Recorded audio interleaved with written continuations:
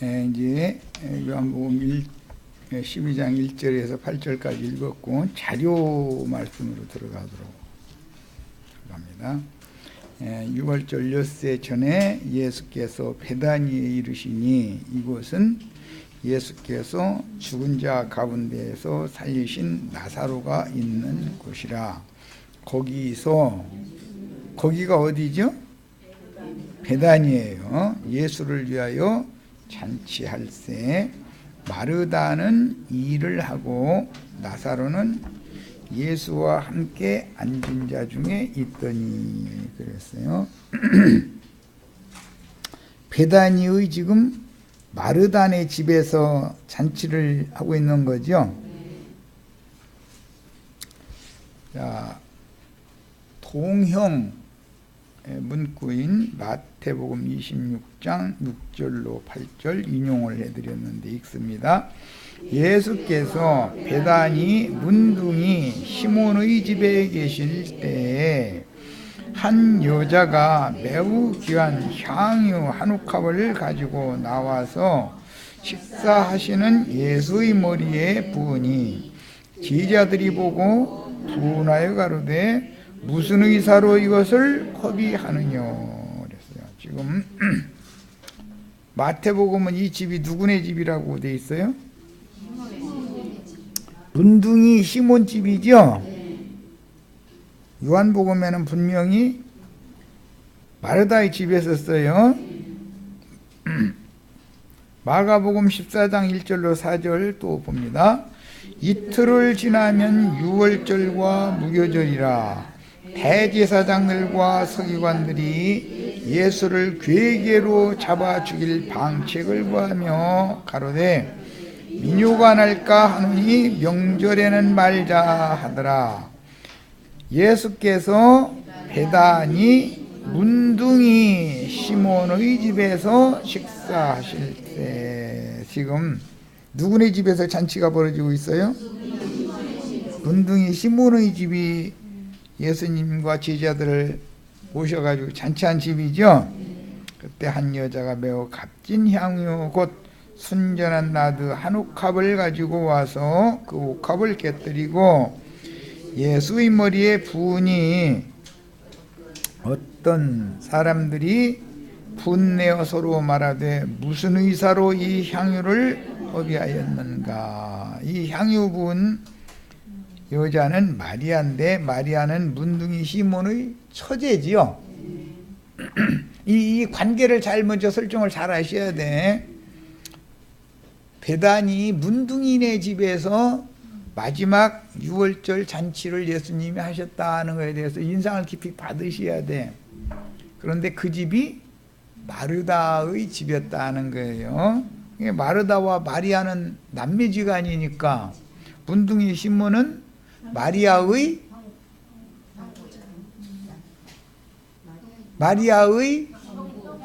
형부죠. 예. 자, 누가복음 10장 38절로 40절 인용구를 봅니다.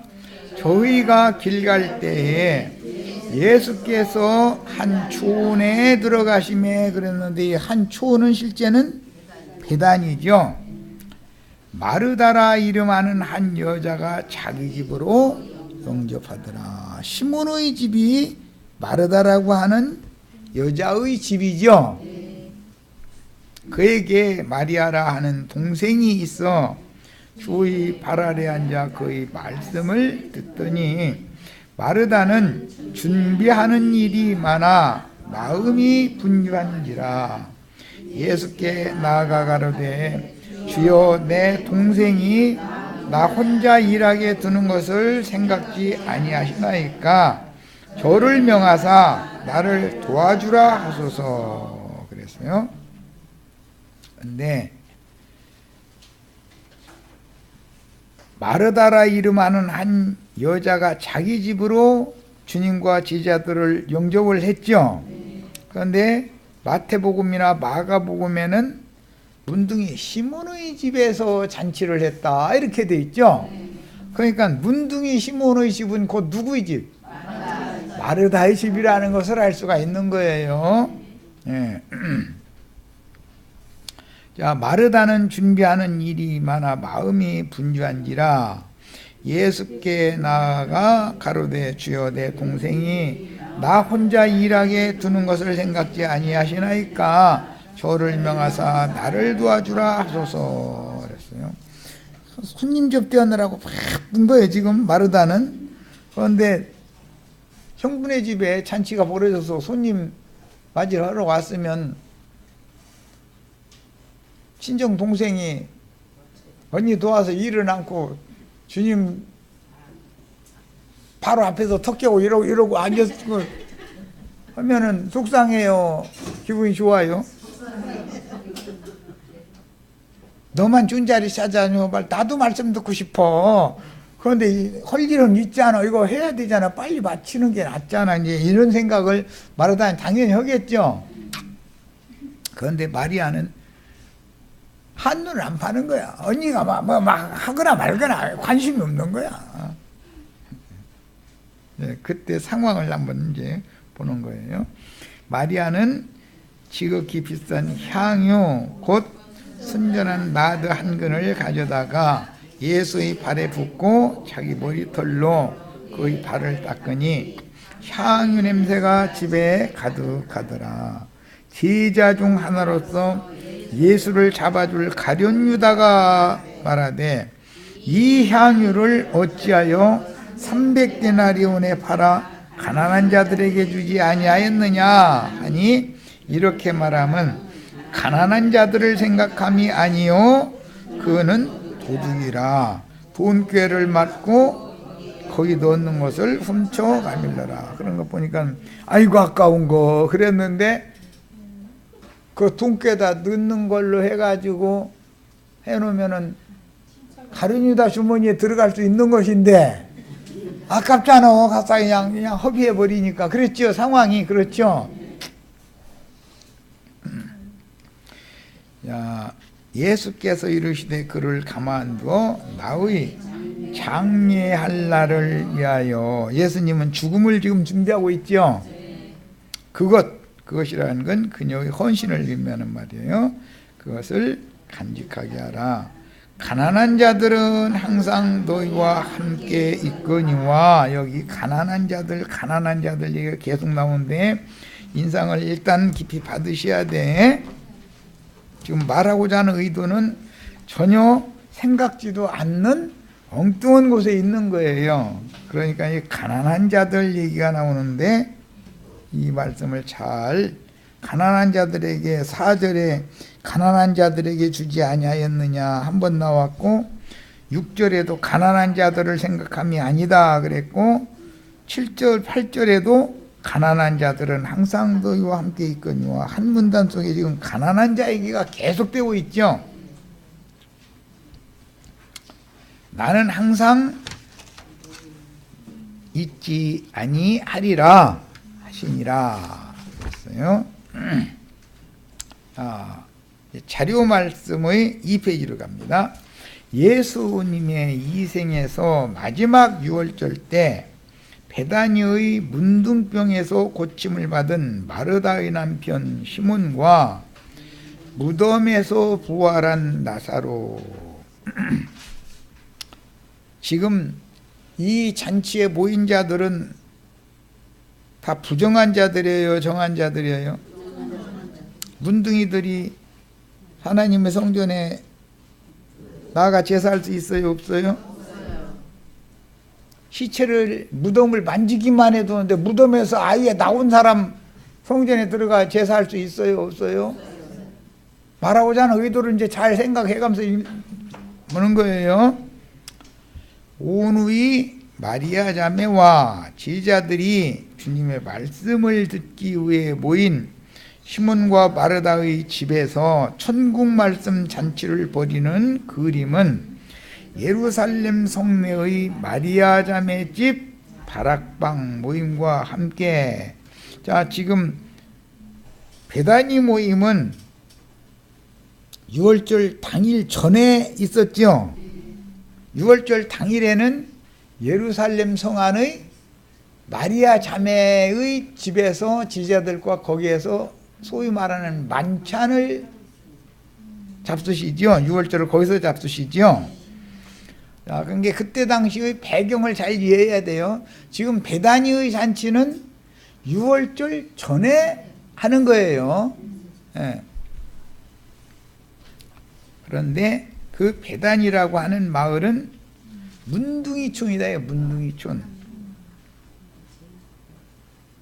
거기는 또 무덤에서 나온 시체를 만지거나 무덤을 만지면 부정하기 때문에 성전에 들어갈 수 없는 게 율법이죠. 문둥이 성전에 들어갈 수 없죠. 그런데 그런 사람들만 모아놓고 지금 예수님이 잔치하고 있다 이거예요. 그런데 예루살렘 성전에는 절기 때 자기를 성결하게 하기 위하여, 자기를 깨끗하게 하기 위하여 미리 많은 순례객들이 모여들은 얘기가 앞에 나왔죠, 이미. 그러니까 장소가 예수님이 계신 곳에 모인 무리는 예루살렘 성전에 갈 수 있는 자들이다, 없는 자들이다. 같은 시간에 같이 지금 모임을 갖는데, 예루살렘에는 율법 제도를 실행하는 사람들이 지금 많이 모여들었죠. 뭐하러 모였어요? 자기를 정결케 하려고. 그렇죠? 정결케 하려고. 유월절 절기를 율법대로 지키면 자기가 정결해져요? 예수님 말씀 들어야 정결해져요?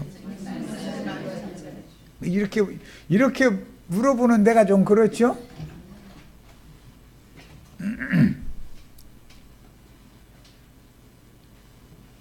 마리아라는 여자는 예루살렘 지도자들이나 그 주변 사람들이 그 여자를 정결하다고 봐요? 더럽다고 봐요? 그런데 깨끗해지려면 예루살렘 성전에 가서 유월절 절기를 지켜야 돼요? 예수님 말씀 증거하시면 그 앞에서 석 깨고 앉아서 말씀 들어서 깨끗해져야 돼요? 오늘 두 번 할 집회 미리 하는 거예요. 지금 미리 성경의 흐름을 이해를 일단 시켜야 되잖아요. 자매님들 나 만나서 이런 말씀 듣기 전에는 그때 그랬지 이제 이랬잖아요. 그러고 다 믿는다겠죠. 뭔 말을 하고자 하는 것이 속에 감춰 있는지 생각지도 안 해봤지 않냐 이 말이에요. 부정한 사람들만, 유대인들이 볼 때는 부정타니까 저리 가, 이건 저 오지 마, 그런 사람들만 지금 예수님 오고 여기서 잔치하고 있는 거예요. 오늘 우리 형제 자매님들 다 부정타 가지고 왔죠. 그럼 예배당에 가서 율법 종교의식 행하면 정결케 돼요? 깨끗게 돼요? 어디에 가서 어떻게 해야 내가 깨끗함을 받는지 이제 아시겠죠? 해를 입은 여자가 낳는 사내아이나 그 남은 자들이 모이는 장소가 어딘지를 알아야 되는 것이고, 어떻게 해야 내가 절기를 지키는 것이고 어떻게 해야 깨끗게 되는지를 알아야 되잖아요. 그것도 모르고 그냥 냉탕 목사님이 오라고 하니까 가고 하라고 하면 가고 이런 생활을 계속 하다가, 사실은 주님이 보실 때는 그라이도 더러운 년놈들이 병까지 잔뜩 걸려가지고 이러고 내 앞에 왔느냐, 그렇게 판단하시면 뭐라고 답변할 거예요? 우리 목사님이 이렇게 열심히 자기한테 모여서 이렇게 허락해서 하라는 대로는 다 했는데 뭔 소리냐고 그럴 거예요? 아무 분별도 없이 목사님이 허락한 대로 맹신해서 하면 돼요, 안 돼요? 나 살려면 살 길 찾아야죠. 주님 앞에 섰을 때는 나 몰라서 그랬어요, 뭐 목사님이 그렇게 허락해서 했어요, 그 말이 통해요, 안 통해요? 정신들 차리셔야 되겠죠. 나사로를 죽은 자들 가운데에서 살려주시고 수의를 벗기고 새 옷을 입히며 얼굴을 덮은 두건을 벗기고 예수 그리스도의 얼굴에 나타난 하나님의 영광스러운 얼굴을 맞대고 볼 수 있게 해주신 것은 예수 그리스도의 얼굴에 하나님의 영광이 지금 드러나고 있는 중이죠. 이걸 제자들은 주목하여 봤다고 그랬죠. 예루살렘에 정결케 하려고 예루살렘 모인 사람들은 하나님의 영광을 볼 수 있었어요, 없었어요? 이 자리에 모인 사람들은 얼굴 맞대고 보내. 지금 우리들 다 주님의 얼굴이 어떻게 생겼어요? 이제 그림 좀 그려서 이따 내가 도화지 하나씩 줄 테니까 나한테 제출해 오세요. 내가 점수 매길 거니까. 혹시 수염 더부룩하게 나고 멋있는 청년이 양 한 마리 어깨에 이렇게 메고 이러고 나타나시는 거 아니에요? 네?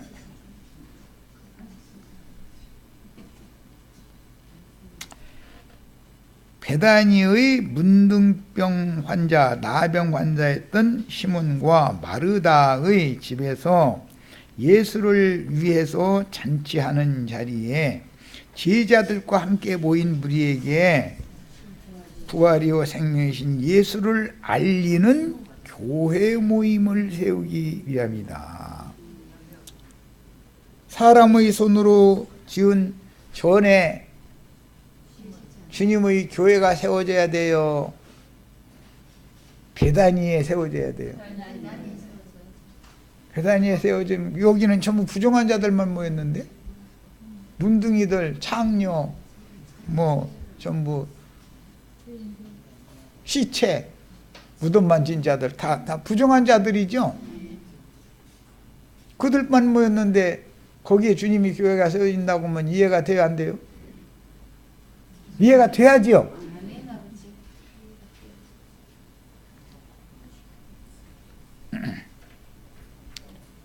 믿음으로 다 의롭다 하심을 받고 깨끗게 됐다고 했었는데 예배당에 다니실 때 형제 자매님들 솔직히 깨끗해졌었어요? 안 했었어요?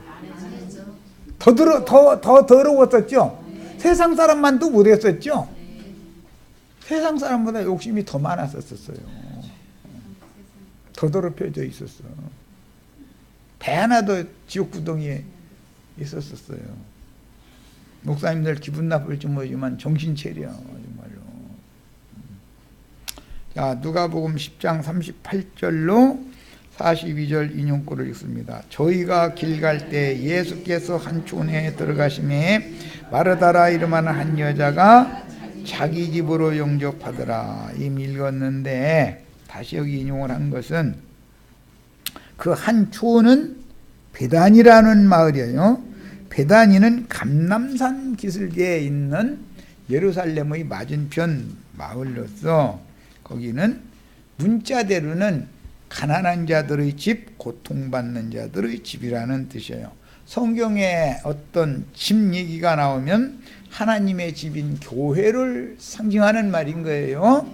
야, 예루살렘을 보고 보라, 너의 집이 황폐하여 버림바가 되리라 그랬어요. 그것도 집이죠. 무슨 집이에요? 하나님의 집이라는 말이죠. 그런데 그 예루살렘 성이나 성전 하나님의 집은 무너질 것이고 지금 여기다가 주님께서 하나님의 안식할 처소인 거룩한 집을 새로 짓는 중이죠. 이해하셨어요? 교회가 어디에 어떻게 세워지는지를 봐야 된다 이 말이에요. 그런데 예루살렘 성 안에도 교회가 세워졌고 누구네 집에서? 네, 마가 요한의 모친인 마르다 자매의 다락방에 거기도 교회가 세워져요. 그것은 예루살렘 교회를 상징한다 이거예요. 거기는 레아 교회다 이거예요. 거기는. 그러나 지금 이 베다니 교회는 우리 금기름 붓는 집 전에는 베다니의 아침이었었어요. 사이트 이름이.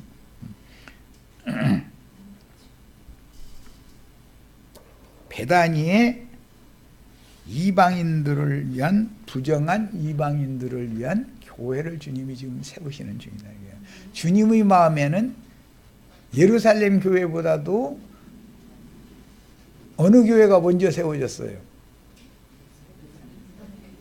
베다니 교회가 예루살렘 교회보다 먼저 세워졌죠. 이방인들을 더 사랑해. 레아보다 라헬을 먼저 사랑해요. 레아를 먼저 사랑하고 순서대로 사랑해요. 라헬을 먼저 사랑했죠. 그런데 하룻밤 자고 나서 보니까 레아들 하는 거잖아. 그게 벙어리들끼리 그냥 잠자고 일어난 거예요. 벙어리들끼리. 말 한마디만 걸었어도 말이 통했으면 그 밤에 외삼촌하고 따지면 하나님 뜻이 이루어져요, 안 이루어져요? 그게 서로가 몰라야 돼요, 알아야 돼요? 그런데 레아는 알아요, 몰라요? 레아는 알지만 목소리를 내면 안 되니까 입 다물고 있었던 거예요. 그냥 깜깜한 중에 그냥 뭐든지 다 더듬어서 해결하는 거지, 뭐. 더듬어서 이렇게. 아무것도 안 보이니까. 안 보이니까. 지금 뭘 얘기하려고 하는지 아시겠어요? 다 얼굴을 맞대고 볼 수 없는, 사랑하는 남편인데 얼굴을 맞대고 볼 수 없는 힘이 그림자만, 그냥 어둠 속에서 그림자만 왔다리 갔다리 하는데 뭐. 근데 어쨌든 그냥 잠은 자고 일어난 거야. 어쨌든 간에. 자, 그러니까 구약 시대에 아무리 바알에게 무릎 꿇지 않은 7천을 간수해서 율법 제도권 교회에서 아론 반차 제사장 직분을 행하는 자들에게서 따로 있으라고 불러낸 무리가 있을지라도 그들은 여전히 시어된 것이 있었고, 귀는 틀어 막았고, 소음 막 단단하게 해가지고 막 틀어 막은 거예요. 물속에 들어가려고 막 여기 막 틀어 막는 거지 뭐.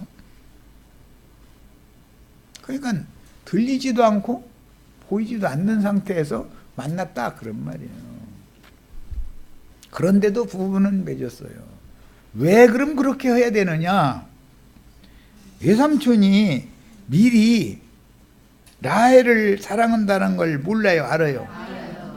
알면서 일부러 자기 딸을 먼저, 큰 딸을 먼저 신방에 들여보낸 것은 하나님의 경륜 때문에 그렇다.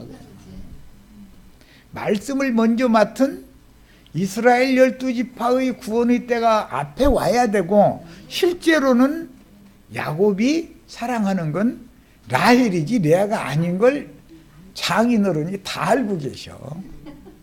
그런데 깜빡 속이는 거야. 말을 안 해버려. 그러고서는 깜깜한 오밤쯤 되니까는 신방에 들어가, 그런 거요.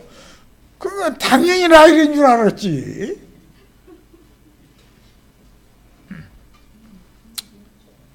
이런 것이 다 비밀이다라는 거예요. 말씀을 먼저 맡은 이스라엘이 먼저 구원을 받아야죠. 그래서 나는 이방 개들에게 보냄받은 것이 아니고 이스라엘 12지파한테 내가 보냄을 받았다. 자녀의 떡을 줘요. 개들에게 던지는 건 마땅치 않다. 그랬어요. 예수님이 누구한테 먼저 온 거예요? 실제는 그 사랑에서 온 거예요? 하나님의 뜻을 이루어야 되니까 온 거죠. 하나님이 자기 땅, 자기 백성에게 보내시니까. 그래서 잠은 잤는데 누구하고 잤는지 몰라. 아침에 보니까는, 이렇게 보니까는 라헬이 아니더라는 거예요. 그 외삼촌한테 이제 날 샌 다음에 따졌네. 그러니까, 우리 셈족 문화는 장녀 놔두고 자녀를 먼저 시집 보내는 일이 없어. 그냥 암세도 말고, 내 작은 딸도 너 마음에 들으면 줄게. 그 대신 7년 동안 종살이 더 해. 그랬다는 거예요. 그러니까 라반은 야곱이 일을 너무 잘하니까, 요놈 7년 동안 더 부려먹을 수 있겠다 싶어가지고 딸 팔아먹느라고 그런 거지요. 그런데 야곱이 덜 사랑하는 레아를 먼저 준 것은 그들이 법도가 그렇다 이거예요. 법도가. 이것은 하나님의 나라의 법도는 말씀을 먼저 맡은 레아로 상징된 이스라엘 12지파의 때가 먼저 오는 것이고, 이스라엘 12지파의 때가, 그 수가, 구원 얻을 자의 수가 차고 나면 이방인의 때가 다시 연거푸어서 이어져서 오는 것이다 그 말이에요. 그러니까 7년 중살이는 주님이 이미 하신 상태죠. 지금 나머지 두 번째 7년 중살이 하시려고 성령이 오셔서 지금 이방인들에게 전도하게 하시는 것은 중살이하고 있는 중이죠. 약혼 기간이잖아요. 약혼 기간. 그런데 7년이 다 차간다 이거예요. 앞에 7년은 이미 예수님 오셨을 때 끝난 거고, 뒤에 7년이 또 지금 다 끝나가는 중이다 이 말이에요. 우리가 지금 어느 시대에 무엇을 추구하고 살고 있는지를 알아야 되잖아. 내가 살고 있으면. 자, 이제 중요한 말씀으로 이어갑니다.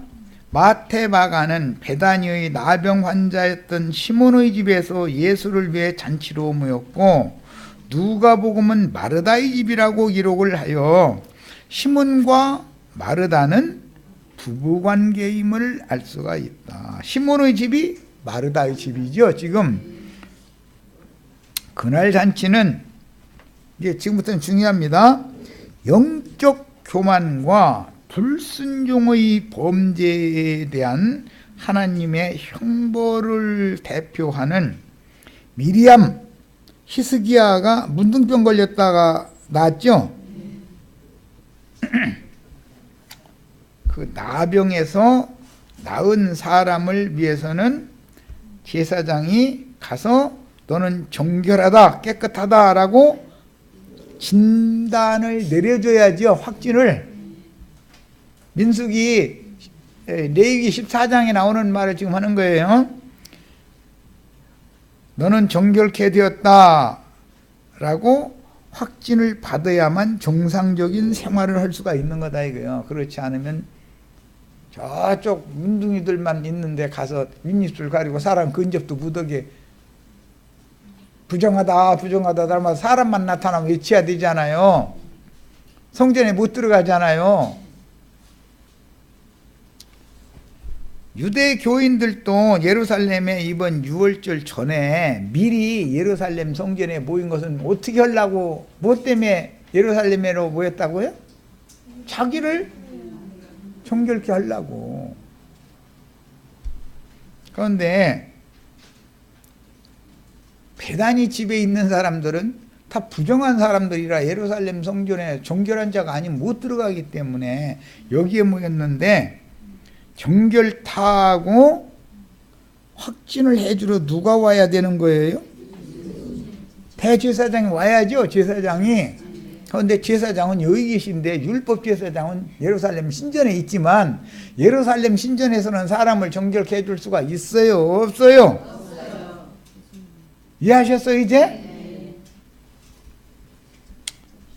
자, 레위기 14장을 다 가서 읽고 오겠습니다. 레위기 14장입니다. 레위기 13장부터는 문둥병 얘기죠. 자, 우리는 14장의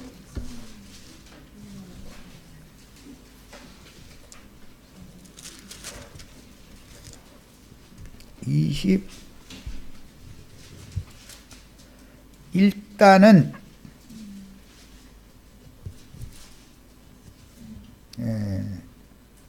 너무 빨리 그렇게 넘어가면은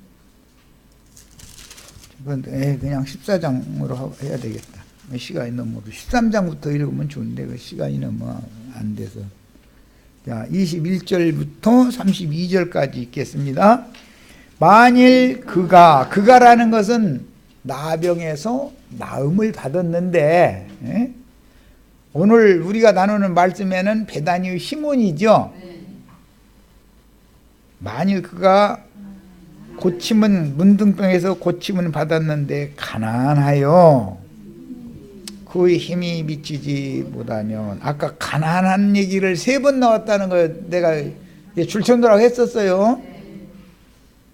가난한 사람이 오히려 정결함을 받을 수 있는 길이 있어야죠. 부자만 정결케 되면 안 되잖아요. 앞에는 계속 부자가, 나병에서 고침을 받은 부자가 재물 10절부터 보면은 뭐 흠없는 어린 수양 2마리, 뭐 1년 된 흠없는 암양 1마리, 고운 가루 10분 2에바 등등 그 앞에도 막 잔뜩 나왔고, 기름 한 녹을 취할 것이고, 정결하게 하는 제사장은 정결함을 받을 자와 그 물건들을 회막문 요 앞에 두고 막 어린 수양 1마리 잡아서 막 하고 뭐 기름 바르고 막 이 난리를 하게 돼 있는 거예요, 부자들은. 그러니까 지금 예루살렘 신전에는 부자들이 모여가지고 이 짓 하고 있죠.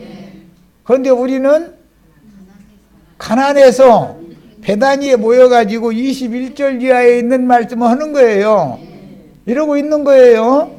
이해되셨죠? 부자들은 예배당에 세상에서도 보면 예배당에는 부자들만 모이더만 또 그것도 신기해. 여기는 이상하게 뭐 그냥 가난하다고는 내가 안 할게. 그냥 먹고는 사는 정도지. 그죠? 자, 만일 그가 가난하여 그 힘이 미치지 못하면, 즉 부자가 정결케 되는 예물을 바칠 수 없으면, 그 말이죠. 부자가 예물을 바치는 것은 율법 제도를 따라서 하는 거죠. 가난한 사람이 하는 것은 어떻게 하면 돼요? 예수님 앞에서 턱 깨고 말씀만 들으면 되는 거예요. 이것저것 하려고 하지 말라는 거예요. 한 가지가 족하다 그랬어. 이제 이 말씀을 가지고 기독교인들이 어떻게 해석을 여태까지 해오느냐. 음식을 너무 많이 만들어서 하지 말으라고 했다. 이제 이러고 있어요.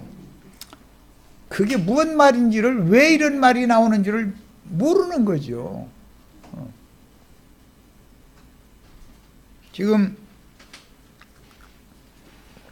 부자 동네 성당 예배당 가면은 지금 음식 가지수 수십 가지 늘어놓고 난리 내지요. 북치고 장구치고 성가대 하늘에서 천사가 막 하강하는 소리 막 내가면서부터 시작해서 그냥 막 그러지요. 거기 가면 먹을 것이 가지수가 그렇게 많대요. 그런데 실제는 그거 백날 먹어도 정결하게 되지가 않아. 이게 문제지. 이제 육신의 배는 채웠는지는 모르지만, 그죠? 거기 가면 육신의 배는 채워주죠. 만병통치약, 부자 되는 걸로부터 시작해서 남편의 사업장으로 시작해서 자녀가 잘 돼서 좋은 대학 가는 것부터 시작해서 건강 문제로 시작해서 해결 안 되는 게 없죠. 그런데 그렇게 돼요, 안 돼요, 실제는? 그게 부자 잔치에 갈 필요 있어, 없어요? 기왕이면 가면 좋지, 많이 얻어먹으면. 그런데 그 음식을 얻어먹으면 그렇게 안 되니까 문제지. 그 집 부러먹는 거니까. 이해되셨죠? 이제 말하고자 하는 의도를 충분히. 자, 가난한 사람들을 위해서 나병에서 치료받은 사람을 위하여 특별히 지시해 놓은 말씀을 읽는 거예요. 자, 그는 가난하여 그 힘에 미치지 못하면 이라는 건 부자의 힘에 미치지 못하면 그 말이요. 예배당에 나갈 수 없으면 그 말이요. 예루살렘 신전에 갈 수도 없는 사람들이면 그 말이죠. 그러면 어떻게 하면 되느냐? 흔들어 자기를 속죄할 속건제를 위하여 어린 수양 1마리와 소제를 위하여 고운 가루로 10분 1에바와 기름 섞은 것과 기름 1록을 취하고 그의 힘이 미치는 대로 산비둘기 2이나 집비둘기 2를 가져다가 하나는 속죄제물로 하나는 번제물로 삼아 8째 날에 그 결례를 위하여, 결례라는 것은 정결케 하는 예법을 행한다 그 말이에요. 위하여. 부자도 10절에 보면 8째 날은 이렇게 하라는 게 나왔죠. 그것들을 회막문 여호와 앞 제사장에게 결례를 위하여 그것들을 회망문 여호와 앞 제사장에게로 가져갈 것이요 제사장은 속건제의 어린 양과 기름 한 룩을 가져다가 여호와 앞에 흔들어 요제를 삼고. 가난한 사람은 양을 바칠 힘이 없죠. 그런데 누가 갖고 와야 돼요? 양은 제사장이 가지고 오고, 정결케 함을 받을 사람은 산비둘기 새끼 2마리나, 그것도 애미도 아니고 새끼, 비둘기 새끼 2마리만 가지고 오면 된다는 거예요. 우리 형제 자매님들 비둘기 새끼 2마리 다 가지고 왔어요? 성령이 비둘기 같이 임했다는 게 이제 뭔 말인지 아시겠죠? 진리와 생명의 성령, 은혜의 성령의 형제 자매님들과 함께 하시기를 바라요. 그러면 속죄할 어린 양은 누가 가지고 와요? 제사장은 속건제의 어린 양과 기름 한 록을 제사장이 가져다가 여호와 앞에 흔들으라 그랬잖아요. 예수님이 가지고 와야죠. 예수님은 자신이 속죄양이죠. 지금 베다니 잔치집이 무슨 상황이 벌어지고 있는지를 이해가 돼요? 여기 안양교회 지금 무슨 일이 일어나고 있는지를 계시가 필요해요. 계시가. 여기에는 세상 죄를 지고 가는 하나님의 속죄양이신 예수 그리스도가 구속을 이루시고 성령으로 지금 이곳에 오셨다 이거, 여기에 임재 계시다 이거요. 나는 가난한 심령을 가지고 와서 비둘기만 가지고 오면 된다 이거예요. 비둘기만. 성령의 은혜가 함께 있어야 된다. 이 자리에 참석하면 그 말이에요. 예? 야, 속건제의 어린 양을 잡아서 누가 갖고 온 건데 이건? 제사장이 갖고 온 거죠?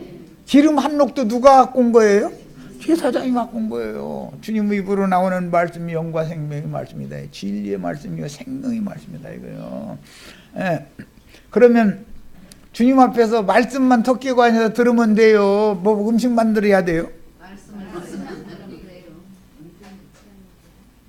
그 언니는 알력이 나빠가지고 음식을 만들어서 해야 된다고 생각을 하는 거예요.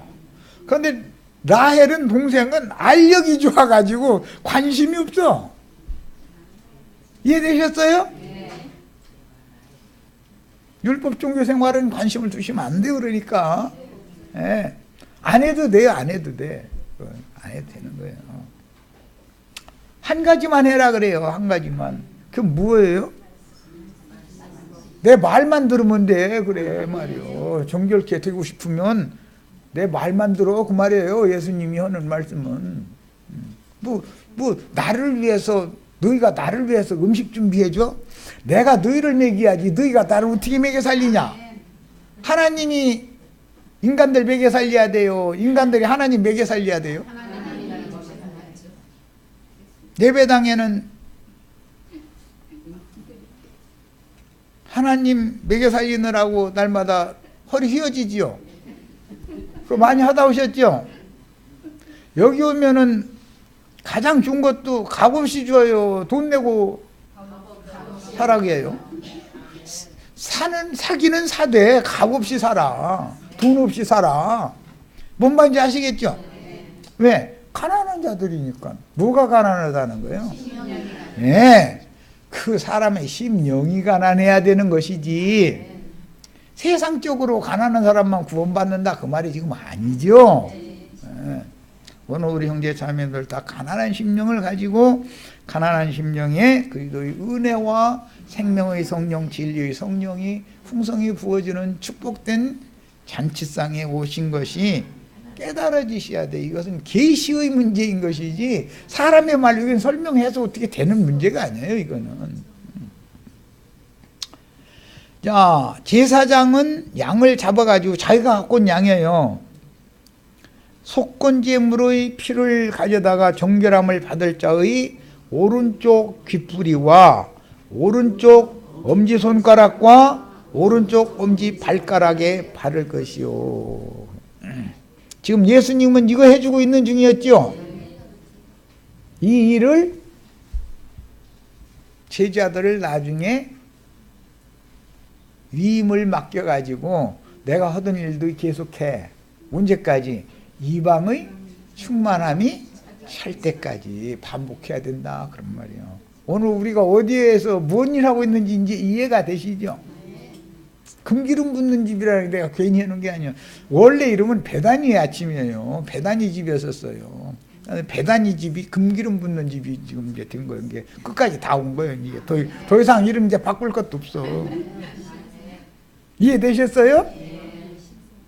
나도한 형제가 무슨 뭐 이거 이름 붙이는 것도 괜히 쓸데없이 하는 게 아니에요. 나도 저 세상 말 생각이 있는 사람이야.